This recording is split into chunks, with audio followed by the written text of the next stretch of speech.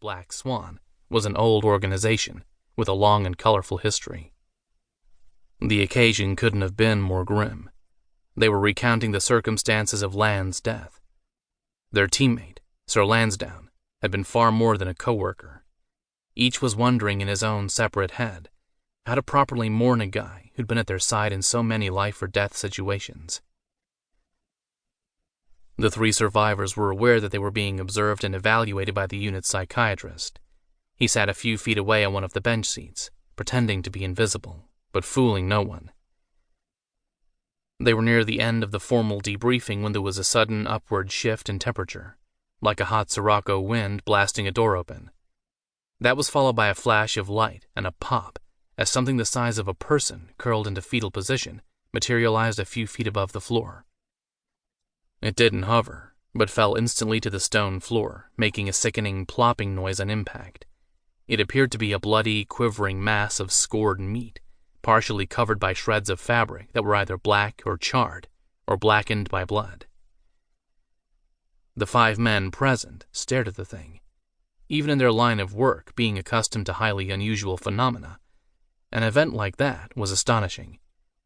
There they were, the scientist, the administrator, and 3 battle-hardened knights of the Order of the Black Swan, members of the elite B team, frozen in indecision, a development that was foreign to men whose lives depend on quick thinking. Being in charge and presumably wisest, Sovereign Saul was first to speak. "What the fuck?" "What is that?" Ram asked with an Irish lilt. To punctuate his revulsion, his face was screwed up the way it might be if something smelled very, very bad.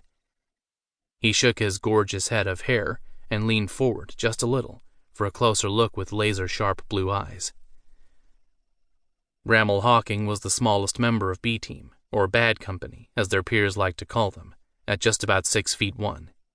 He had a thick head of multi-hued blonde hair that was at once a mess and a miracle. It waved, curled, stuck out in random places, and hung to just short of his shoulders. Kay cocked his head and then glanced toward Storm. "Shaped like a human." Saul sniffed and took a step to his right, as if he could learn more from a different angle. He answered for Storm. "That's not much of a recommendation. So are lots of things that aren't." While the 5 continued to speculate, the blob on the floor began to move and moan softly. Ram was slammed with an acute case of gut instinct. His solar plexus throbbed, sending off signals he couldn't begin to interpret. He didn't know whether the feeling was alarm or interest. Worse, he was disturbed by getting an autoerotic hard-on, which was, at the very least, disgusting, and at the very worst, perverted. In a completely out-of-character moment, he went contrary to his usual impulsive, risk-taking behavior and decided to err on the side of caution. "I have a bad feeling. I think we should kill it. Kill it now." Engel Storm was standing closest to it. He looked down at its face, into thin slits of eyes, greenish-blue maybe. They were recessed behind gruesome protrusions of swelling that could make the most calloused warrior squeamish. It was then that the thing reached out to him. He hesitated for a heartbeat, then knelt down, almost compulsively, trying to sort out the best way to gather it into a shape that he could lift and carry. Saul stepped in. "Don't touch that. We don't know what it is." "It could be anything. A machine disguised as organic matter, or a suicide mission carrying explosives, or toxic chemicals, or even a spell." Storm ignored his boss's comments, not even bothering with the courtesy of a glance in that direction. He continued rearranging the mess as gently as possible.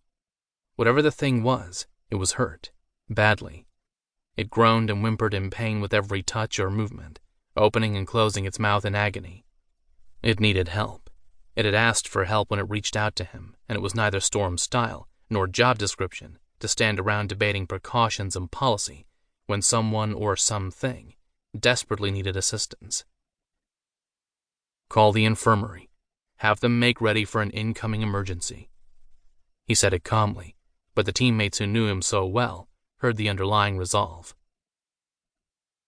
Ram started toward the wall phone. "Ignore that," Saul said more forcefully. He glared, and he was starting to sound exasperated.